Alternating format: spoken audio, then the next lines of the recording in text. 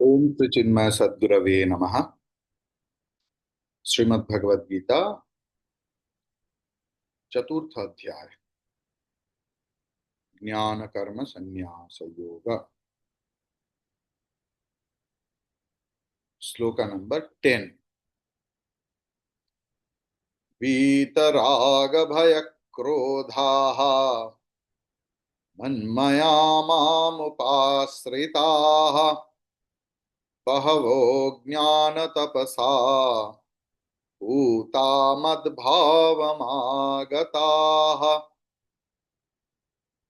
Pros order. वीतराग भय क्रोधाः मन्मयाः माम उपाश्रिताः ज्ञान तपसा पूताः बहवः मद्भावम आगताः।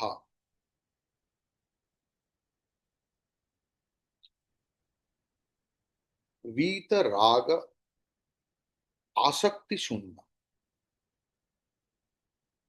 संसार में समस्या क्या है?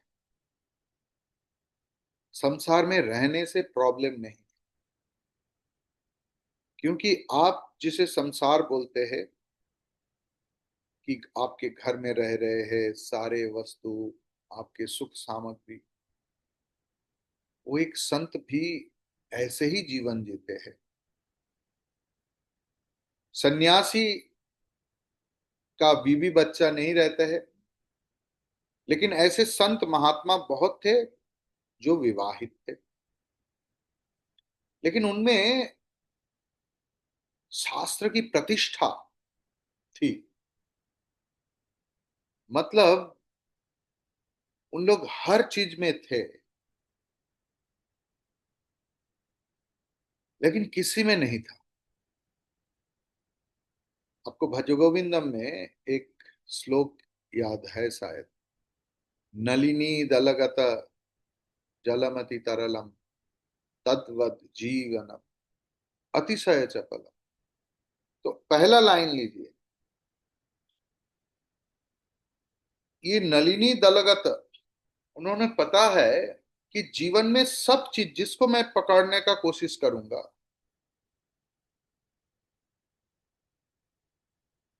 वही हमारे हाथ से फिसल जाएगा। उन लोग पद्म पत्र की जैसे है।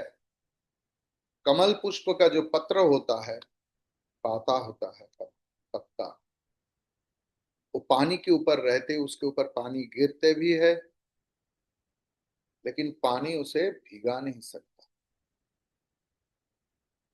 ऐसे ही होता है एक साधक की जीवन चरित्र, दृष्टि।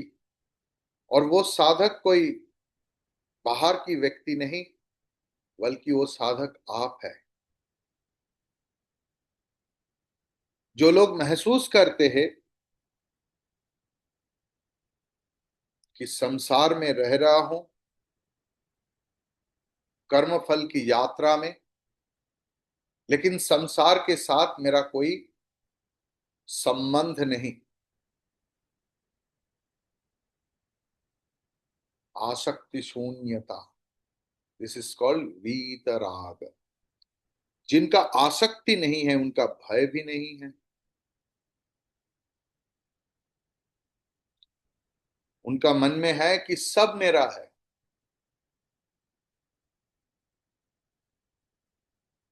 तो कोई चीज चला जाएगा, कहां से चला जाएगा? शायद आप समुन्दर में या तालाब में बच्चा लोग खेलते हैं, दो बाल्टी रखा, तालाब से पानी एक बाल्टी में भर्ती कर रहा है, एक बाल्टी से दूसरी बाल्टी भर्ती कर रहा है। तालाब की पानी कहां से कहां जाएगा? तो जिनके पास खोने का डर नहीं है, वो कैसे, वो आसक्ति शून्य व्यक्ति के लिए ही हो सकता है। जिनका आसक्ति नहीं है उनका क्रोध भी नहीं है, क्योंकि क्रोध आता ही है आसक्ति से। मैं कुछ चाहता हूं और मेरे पाने की रास्ते में, मिलने के रास्ते में किसी चीज बाधा स्वरूप हो जाए तो हमारे अंदर क्रोध उत्पन्न हो। तो पहले बात है ये वीतराग होना। जब वीतराग हो जाएगा तब भय भी नहीं रहेगा, क्रोध भी नहीं रहेगा। वीतराग होकर करेंगे क्या? आश्रय शून्य होकर कोई भी वस्तु नहीं रह सकता।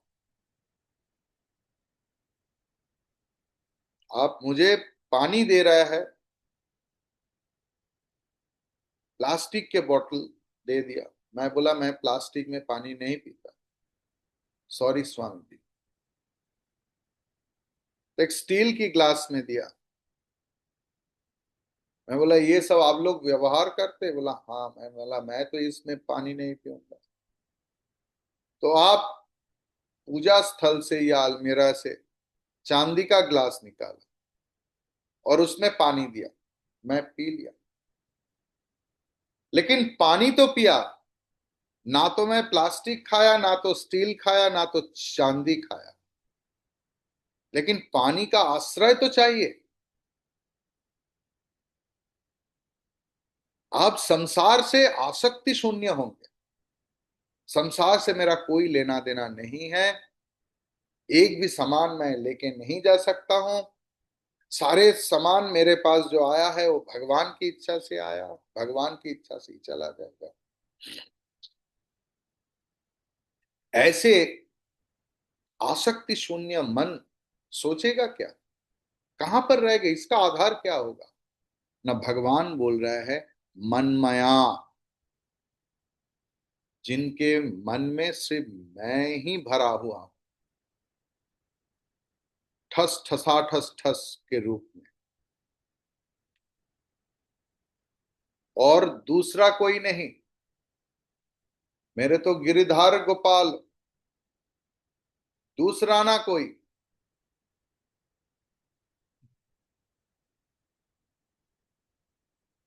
उसके बाद माम उपाश्रिता, वो व्यक्ति सिर्फ मुझे ही आश्रय करके ज्ञान तपसा, भगवान भी बोल रहे हैं, ज्ञान की तपस्या की द्वारा। बाद में भगवान सप्तम अध्याय में भी बोलेंगे कि चार प्रकार की भक्त है, आर्त, जिज्ञासु, अर्थार्थी और ज्ञानी। और भगवान उसके ऊपर बोलेंगे कि ज्ञानी ही मेरा हृदय है, ज्ञानी मेरा हृदय है, भगवान बोल रहा है। और उसके बाद ही बोल रहा है मैं ज्ञानी की हृदय में निवास करता हूं। और इसी श्लोक में भी देखिए बोल रहे पूरा संसार वासना छोड़कर सिर्फ मेरे बारे में ही जो सोचते हैं, मुझे ही सिर्फ एक ही आश्रय मानते हैं, भगवान को आश्रय ना मानो तो you will end up with sorrow, anxiety, depression. Definitely, definitely, there is no other alternative.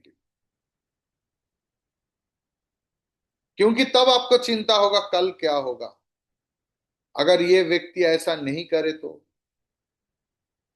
ये अवस्था ऐसा नहीं हो तो। लेकिन जो व्यक्ति भगवान के ऊपर आश्रय करते हैं ना, क्या होगा पता नहीं, भगवान जाने, राम जाने। ऐसा होगा तो राम की इच्छा होगा तो होगा। उनके इच्छा के सिवा पेड़ की एक पत्ता भी हिलता डुलता नहीं। यही है साधना। और उसके साथ साथ ज्ञान की साधना भी जरूरी है, क्योंकि ज्ञानेन एव तु कैवल्यम, सिर्फ ज्ञान से ही मुक्ति प्राप्त होता है।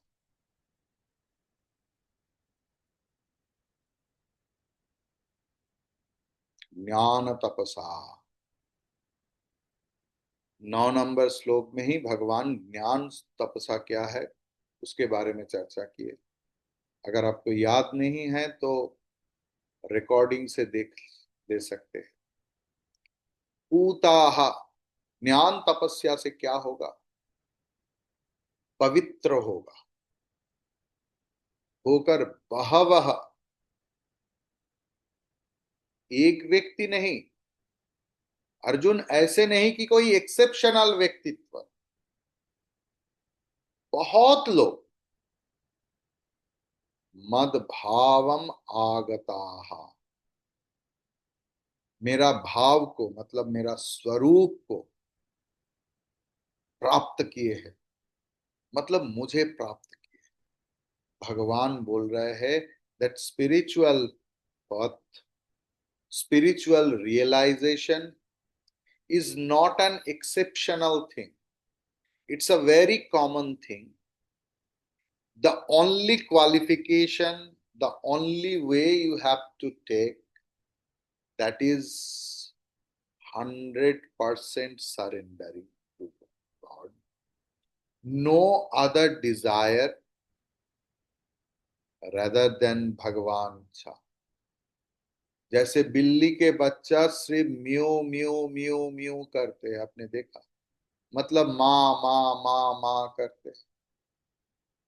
तो माँ बिल्ली कभी उनको बिस्तर पे रखता है, कोई कभी सोने की पालंक में रखता है, कभी राख में रखता है जहां पर गर्म होगा। भगवान भी हमें ऐसा ही करते हैं। अभी इधर आसक्ति भय क्रोध को छोड़ने के लिए भगवान क्यों बोले हैं?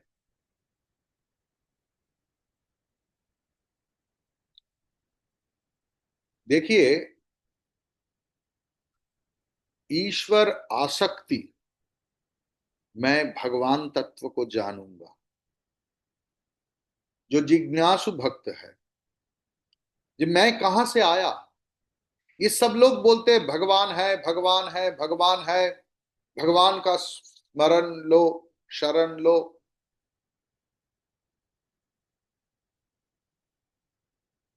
भगवान के ऊपर आस्था रख के, गुरुवाक्य के ऊपर आस्था रख, बुजुर्ग के बातों में आस्था रख के जो लोग कोशिश करते हैं जानने के लिए,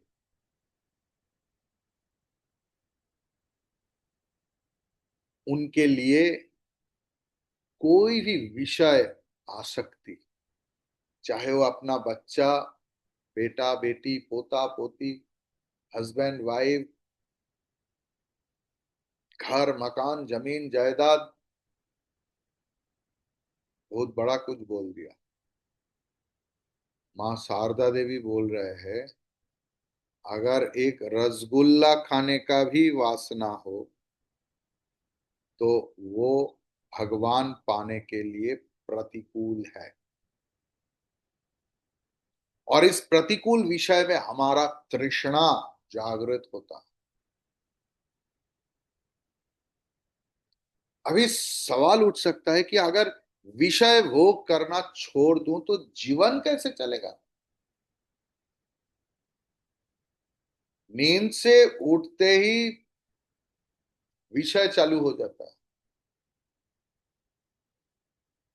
फिर से दोपहर में थोड़ा सा झपकी लगाने का मन करता है, सो जाता हूं, फिर से उठता हूं, फिर से विषय, और सो भी रहा हूं वो भी बिस्तर पे, वो भी विषय। किसी किसी का तो ऐसा है कि अपने बिस्तर के सिवा उनका नींद ही नहीं आता है, इतना अटैचमेंट जीवन में।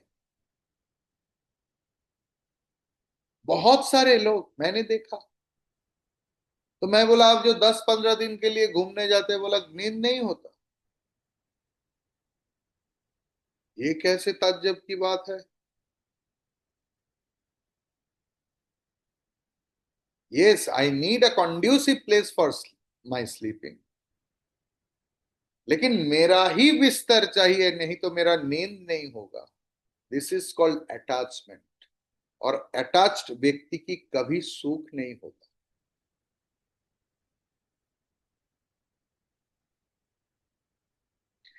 लेकिन मेरा ये डर होता है, अगर मैं बाहर जाऊं या ऐसे करूं तो मेरा जीवन कैसे चलेगा। विषय से तीव्र आकर्षण से ये भय उत्पन्न होता है, और ये भय भगवत भक्ति के लिए बाधा स्वरूप है, बाधक है। और जब ही ऐसे होता है तब क्रोध उत्पन्न होता है। क्रोध उत्पन्न होता है खुद के ऊपर, क्रोध उत्पन्न होता है समाज के ऊपर, क्रोध उत्पन्न होता है भगवान के ऊपर कि भगवान इतने निर्दय है।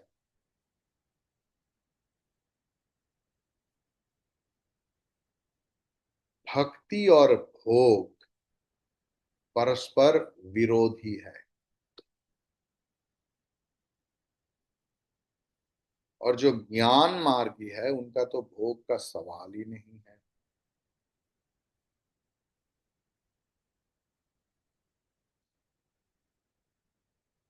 लेकिन जिन्होंने विवेक के साथ, विचार के द्वारा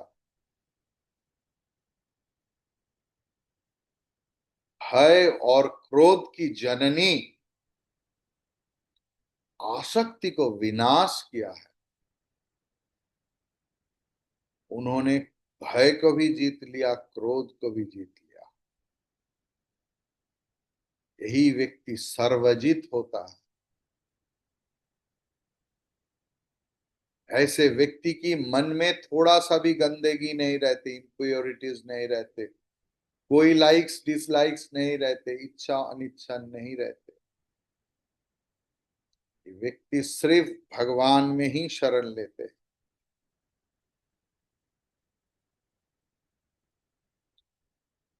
तो स्वामी जी उस समय साधक की आंख पे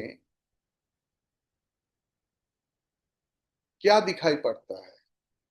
सब मनमया, वो कि भगवतमय हो जाता है। हाँ, होता है।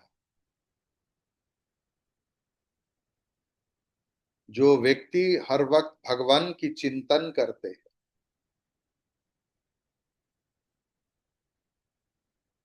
उनके दिव्य जन्म, उनकी कर्म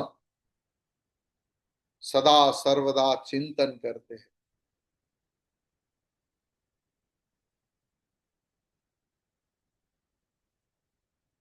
श्याम की माला जपते जपते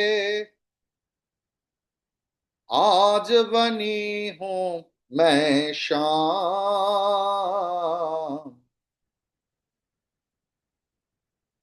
श्याम की माला जपते जपते आज मैं खुद श्याम बन गया।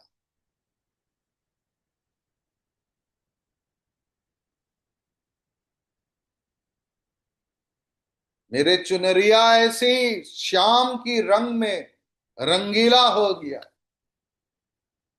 वो कभी उठेगा नहीं, धोबिया धोए चाहे सारे उमरिया।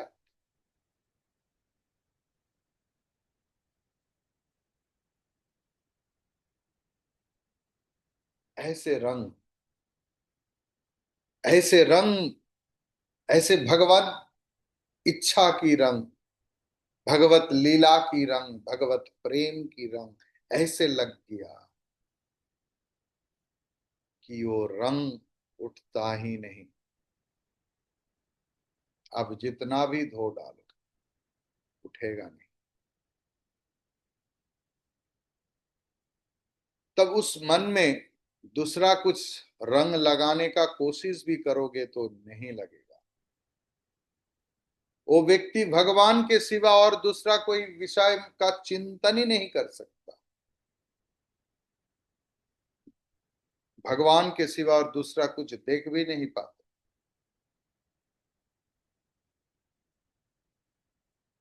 टॉर्च जलाते हैं ना, अभी मोबाइल में भी टॉर्च लाइट है,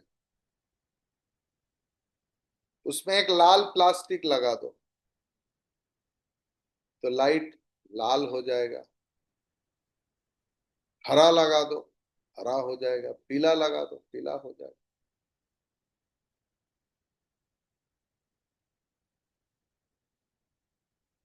वस्तु का असली रंग छुप जाते हैं। होते हैं ना, अभी पार्टी वार्टी में लगाते हैं लाल रंग की कांच, पीला रंग की, और उसमें से लाइट देता है। बाल्ब एक ही रहता है, सिर्फ कांच बदल देता है, तो लाइट का रंग भी बदल जाता है।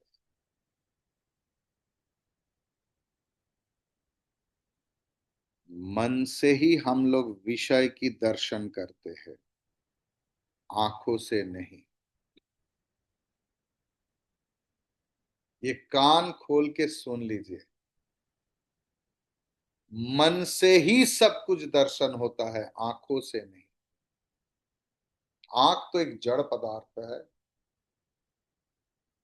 आप कैसे कैसे बोल सकते हैं स्वामी जी? शायद कोई कोई व्यक्ति जो दूर देश में रहते हैं उनके लिए अभी शायद दोपहर है, उनका नींद आ रहा है, लेकिन संस्कृत ये गीता क्लास भी सुनना पड़ेगा, तो आधा नींद में है आधा क्लास में है, चलते चलते सो गया। स्वप्न देख रहा है कि भगवान रथ लेके जा रहे हैं, अर्जुन है, भगवान की रथ में 7 घोड़ा लगा हुआ है, लाखों करोड़ों सैनिक। कहाँ दर्शन हो रहा है? बाहर। इतना सा तो छोटा सा शरीर, वहां पर घोड़ा, 7 घोड़ा, लाखों करोड़ों सेना, कहां से आएगा? हमारे जीवन में जो भी दर्शन होता है वो मन से ही होता है। अगर मन भगवान की चिंतन में तन्मय हो गया है, तो पूरा जगत को ही भगवानमय देखेगा या नहीं? टॉर्च लाइट की जो कांच रहते हैं ना, उसका कांच के कलर बदल दो, देखो उसमें से लाल रंग निकल रहा है, पीला रंग निकल रहा है, हरा रंग निकल रहा है। ऐसे ही जिस मन से आप जगत को देख रहे हो, उस मन को भगवान के साथ तन्मय कर दो, एक कर दो, तो जगत में क्या देखोगे? क्लियर? अभी भगवान की दिव्य जन्म कर्म की ध्यान की समय भगवत उक्ति का भी स्मरण होता है। जन्म कर्म चमे दिव्यम। भगवान की लीला की स्मरण होता है, भगवान की थप्पड़ याद आता है। क्लैब्यम आस्मगम पार्थ नहीं तत्वयुपपद्यते, क्षुद्रम हृदय दौर्बल्यम त्यक्त तिष्ठ परंतप।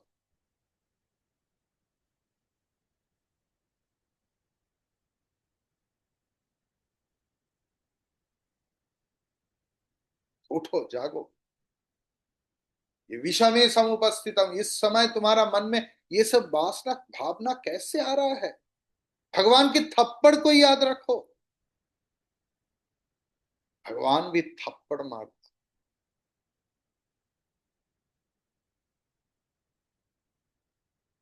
भगवान बोल रहे हैं, मैं ही जगत की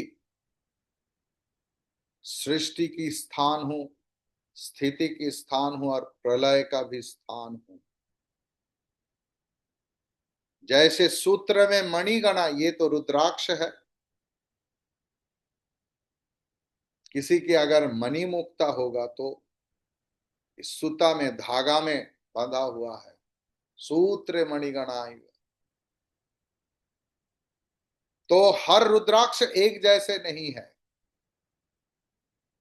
लेकिन सब एक माला के रूप में है। कैसे है ना? इनका सबका धागा एक है। ऐसे ही मैं सब में, ये जो जगत में एक चीज, एक वस्तु के साथ दूसरे वस्तु देख रहे हो, इनके साथ सब में ओतश्च प्रोतश्च, ओतः प्रोत रूप में मैं। ये टी शर्ट या दूसरा टी शर्ट, इसमें धागा जो है ना वो इंटरवोवेन है, वही भगवान तत्व है। लेकिन जब उनको अच्छा से रंग लगा के काटिंग करके ये टी शर्ट हो जाता है, या कुर्ता हो जाता है, या पजामा हो जाता है, या लुंगी हो जाता है, धोती हो जाता है, कुछ भी हो जाता है, साड़ी बनता है, लेकिन है तो वो धागा इंटरवोवन।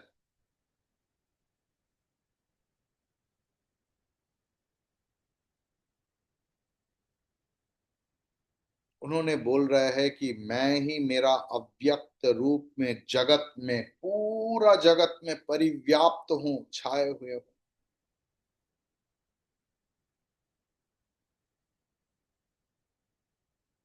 जो सारे वस्तु में मुझे और भगवान को सारे वस्तु में दर्शन करते हैं, वही दृष्टा।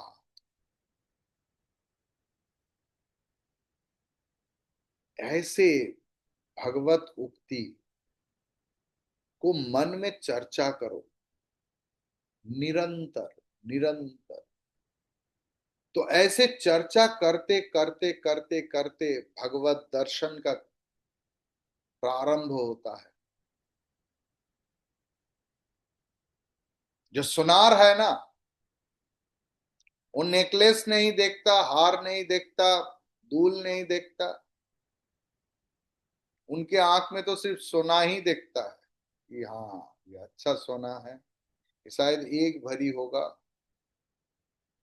कि दो भरी का हार, पता नहीं कितना होता है। जो कुम्हार है उनको पता है ये जो भी आप देख रहे हो वो सब मिट्टी ही है। मिट्टी की थाली, गिलास, चम्मच, बोल, है तो मिट्टी ही।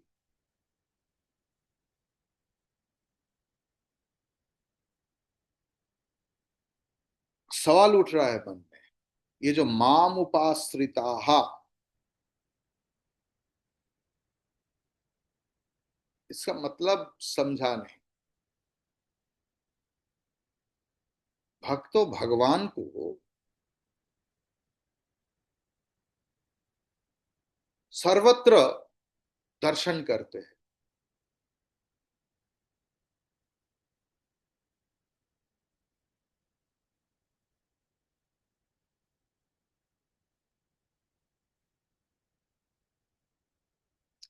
आप देखेंगे ये जो प्रोजेक्शन होता है ना पर्दा में, लिखा रहता है तो वो पर्दा में बहुत बृहत रूप में दिखाई पड़ता है। तो जो व्यक्ति काम करते हैं वो पर्दा के सामने चला आया, तो आप देखेंगे व्यक्ति खो गया है, उनके ऊपर वो लिखा विखा सब कुछ हो रहा है ना। जो व्यक्ति लाइट दे रहा है, अगर वो लाइट अपने की ओर चले आए तो वो व्यक्ति भी तो गायब हो जाएगा।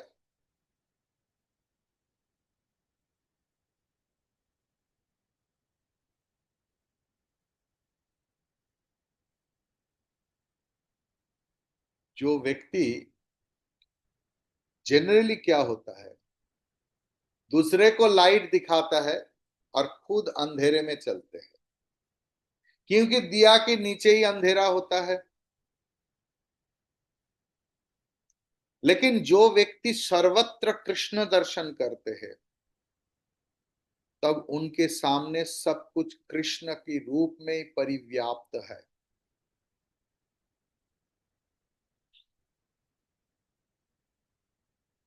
सब कुछ कृष्ण बन गया। लेकिन जो लाइट दिखा रहा है वो तो अंधेरे में है, तो वो व्यतिक्रम ही रह गया।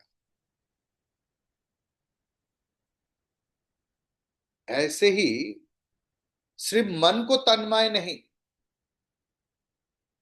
तन मन बुद्धि सब लगा के उनका आश्रय लेकर जीवन जीना पड़ेगा। उपनिषद की भाषा में तम देवम आत्मबुद्धि प्रकाशम मुमुक्षुर्वै शरणमहं प्रपद्ये। श्वेताश्वतर उपनिषद 6 नंबर अध्याय की 18 नंबर मंत्र। भक्त की दृष्टि में शरणागति मतलब क्या है?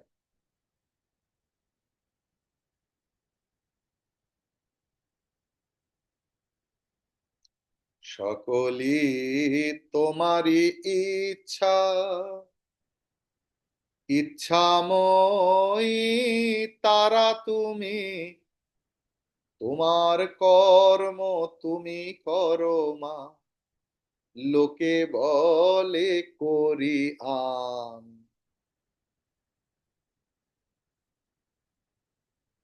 भक्त खुद जानते हैं कि भगवान कर रहा है, लेकिन लोग गलतफहमी में सोच रहे हैं कि मैं कर रहा हूं।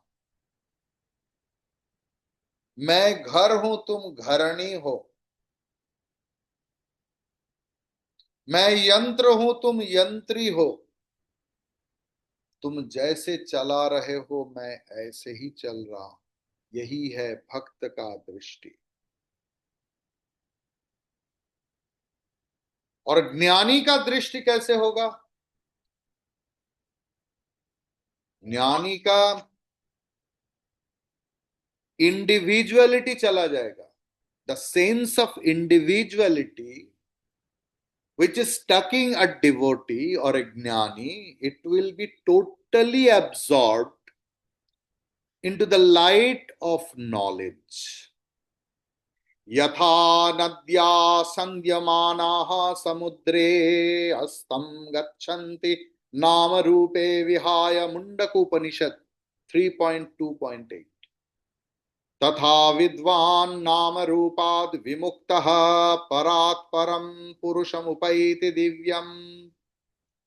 जैसे प्रवाहमान सारे नदी समुन्दर के ओर जा रहा है, दौड़ रहा है, भग रहा है, अपने अपने नाम को छोड़कर समुन्दर में विलीन होते जा रहा है, ऐसे ही ज्ञानी पुरुष अपने इंडिविजुअलिटी को छोड़कर, नाम रूप को छोड़कर वही दिव्य पुरुष के साथ मिल जाते हैं। ऐसे ही परमात्मा को प्राप्त करके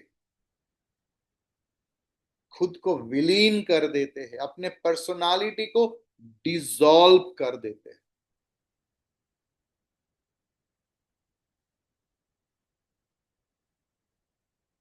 स्वामी जी, ये ज्ञान तपसा शब्द की अर्थ क्या? देखिए, इधर प्रसंग है दिव्य जन्म कर्म को भगवान की, जो तत्व तो हो जानते हैं।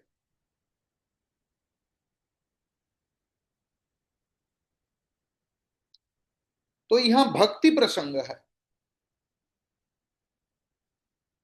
तो भगवान अचानक यहां पर ज्ञान तपसा शब्द क्यों बताया? इसलिए मन में थोड़ा भ्रम उत्पन्न हो रहा है, ये कैसे, क्या ऐसे बोल दिया?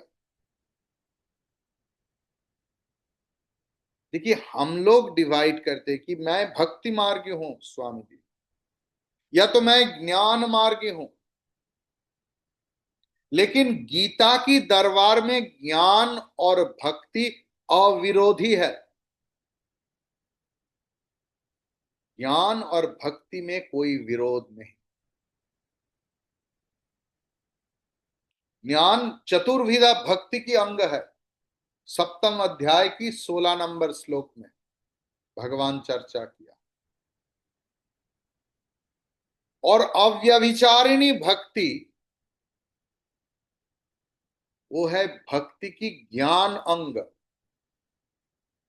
13 नंबर अध्याय की 11 नंबर श्लोक में भगवान बताया। तो जो व्यक्ति भगवान की जो लीला, उनका जन्म, उनका कर्म, इनका अनुध्यान करते हैं और इसका एक्चुअल तत्व जानते हैं, मतलब उनका भगवान के विषय में ज्ञान ही हो रहा है।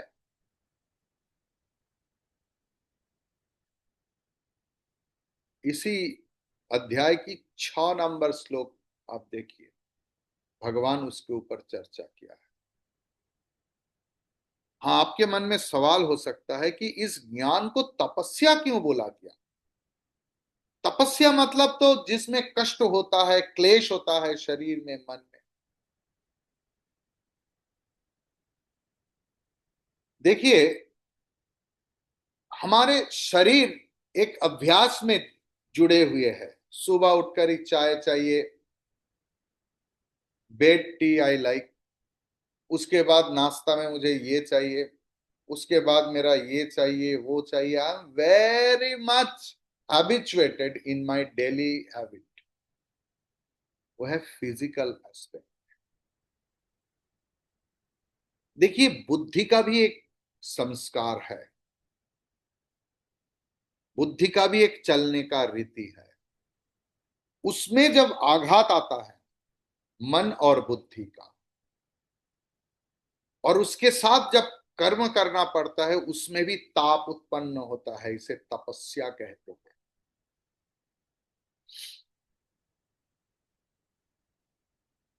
मन में आप एक तरीका से सोचते हैं, करते हैं, लेकिन गुरुवाक्य दूसरा कुछ बोल रहे हैं।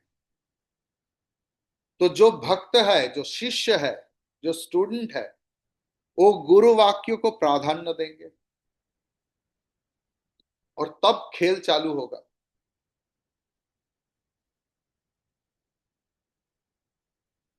गुरुवाक्य के साथ मन की संस्कार की लड़ाई, ये भी एक तपस्या है। दैहिक तपस्या, जो लोग ज्यादा दैहिक तपस्या करते हैं, उपवास आदि ज्यादा करते हैं, उनका देह सूक्ष्म हो जाता है, पतला हो जाता है, निर्दोष होता है।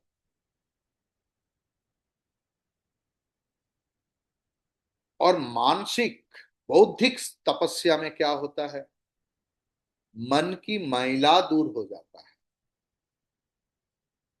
तो ज्ञान तपस्या की द्वारा मन की जो स्वभाव है, ये हर वक्त वो विषय को ढूंढते हैं, अभी वो ईश्वर तत्व को ढूंढेगा, जो विषय तृष्णा की विपरीत है। और ऐसे ही घींचते घींचते, तपस्या करते करते करते करते, मन बुद्धि निर्मल पवित्र शुद्ध हो जाता है। नहीं ज्ञानेन सदृशम पवित्रम इह विद्यते। ज्ञान के अलावा पवित्र और कुछ नहीं है। तो क्या होगा इसके बाद स्वामी, क्यों करूं ये सब, क्यों? भगवान ही तो बताए हैं इस श्लोक के अंत में, जब बहुत सारे भक्त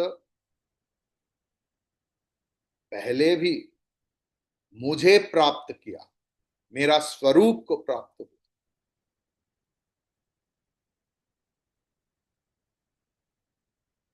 स्वामी जी, ये स्वरूप प्राप्त मतलब क्या है?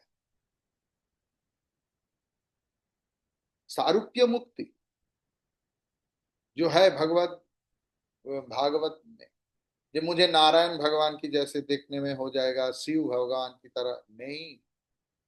भगवान की स्वरूप प्राप्ति का मतलब होता है, जैसे लवन से निर्मित पुतली, डॉल, समुंदर को नापने जाते हैं तो वो पिघलकर समुंदर ही बन जाते हैं। स्वरूप का प्राप्ति मतलब